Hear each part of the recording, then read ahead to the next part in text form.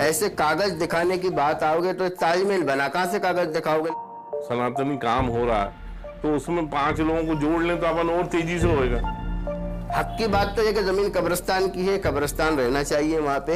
और 99% तो वो कब्रिस्तान था ही नहीं कभी जीवन में। हमारे माँ है, पिताजी है, 2 लड़की है, मेरी है, एक इनका लड़का है, एक भाई है।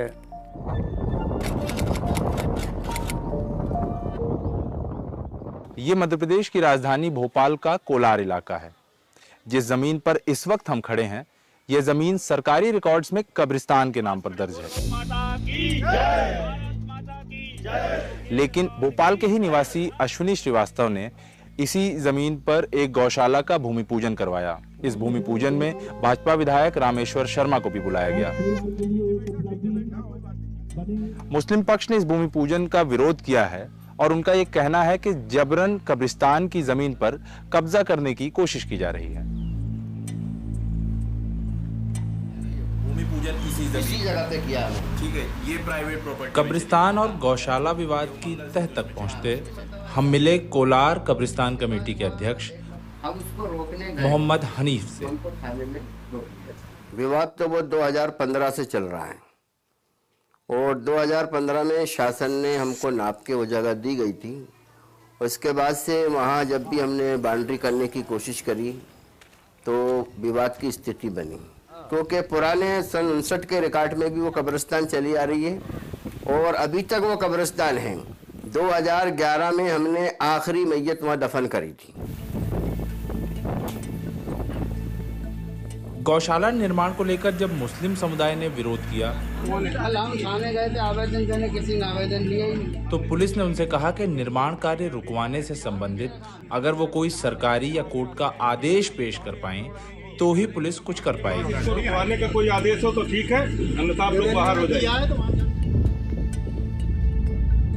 दरअसल सरकारी दस्तावेज में यह जमीन भोपाल जिले के कोलार तहसील के अकबरपुर गांव की है। ये यहाँ से उतर के और बेड़ागढ़ के हम इसका खसरा नंबर 112S है। सरकारी रिकॉर्ड की माने तो इस जमीन पर कब्रिस्तान है। मोहम्मद हनीफ बताते हैं 2013 में वक्फ बोर्ड में मैंने दर्ज करवाई वो, इसके पहले वक्फ बोर्ड में दर्ज नहीं थी वो। वक्फ बोर्ड वाले इन्होंने उसको क्या करा कि अश्विनी श्रीवास्तव जी उनके नाम किराएदारी कर दी थी, जो 1 साल तक चली और 1 साल के बाद वो 2019 में वो किराएदारी खत्म हो गई। कागजों के अंदर तो वो कब्रिस्तान दर्शा रही है, पुराने रिकॉर्ड में, नए रिकॉर्ड में। अब ये अलग बात है कि अपनी ताकत के बलबूते पर या सियासत के बलबूते पर उसको कोई हेरफेर कर दे तो ये हम नहीं कह सकते, क्योंकि हम तो इंसाफ की लड़ाई लड़ रहे हैं। इंशाल्लाह आखिर तक लड़ेंगे हम। जो बूढ़ी हैं, जो एक्सीडेंटल। यहाँ जिन अश्विनी श्रीवास्तव की बात की जा रही है वो भोपाल में चित्रांश कॉलेज के मालिक हैं और साथ ही कंस्ट्रक्शन का काम करते हैं। वक्फ बोर्ड से किराए पर ली गई जमीन के बारे में अश्विनी श्रीवास्तव से जब बीबीसी ने बात की तो उन्होंने यह बताया।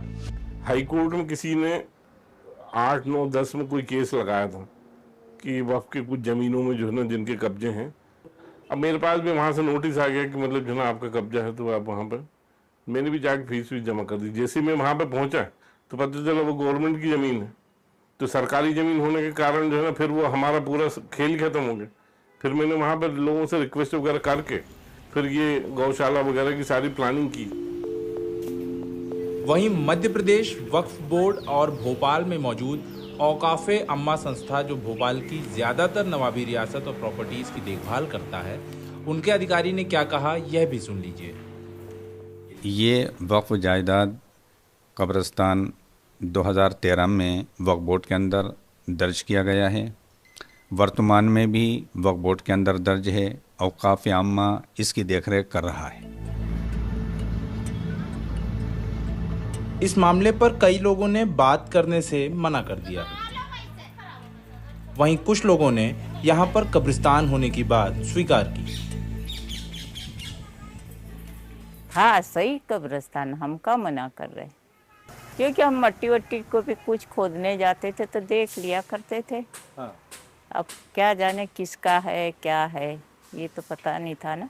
हमारे माँ है, पिताजी है, 2 लड़की है, मेरी है, एक इनका लड़का है, एक भाई है, और गांव के भी थे हमारे चाचा चाची, उनके लड़का लड़की भी थे। अभी ख़त्म हुई थी हमारे यहाँ लैंड 2024 में, छोटे वाले की, तो गेहूँ खड़े ले गए थे हम।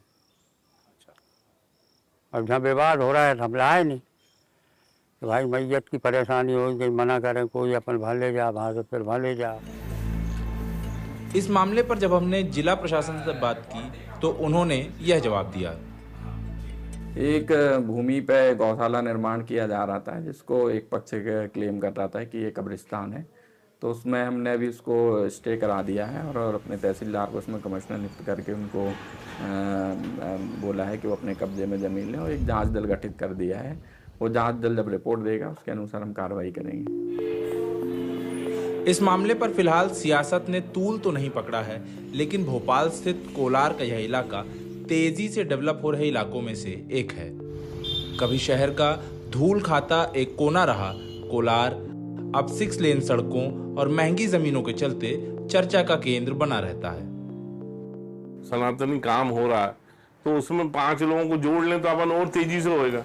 और हमको नहीं मालूम था कि जो है ना ये जो टेम्परेरी कंस्ट्रक्शन है उसके लिए भूमि पूजन करना नहीं करना जरूरी है कि नहीं है। वो एक छोटी गलती तो है मेरी, उसको मैं मानता हूँ, स्वीकार भी करता हूँ, और उसमें लास्ट डिसीजन जो है ना गवर्नमेंट का ही होगा। वो चाहेंगे तो मैं वहाँ पे गौशाला बनाऊंगा। देखो, गौशाला बनाना कोई बुरी बात नहीं है, अच्छी बात है, और हम उसके सहयोग करेंगे। बनाइए आप, लेकिन जगह तो सही यूज कीजिए ना। आप किसी के घर में बना दो क्या गौशाला?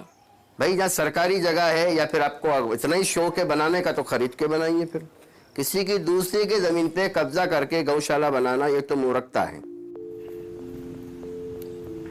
भोपाल से रोहित लोहिया के साथ विष्णुकांत तिवारी, BBC।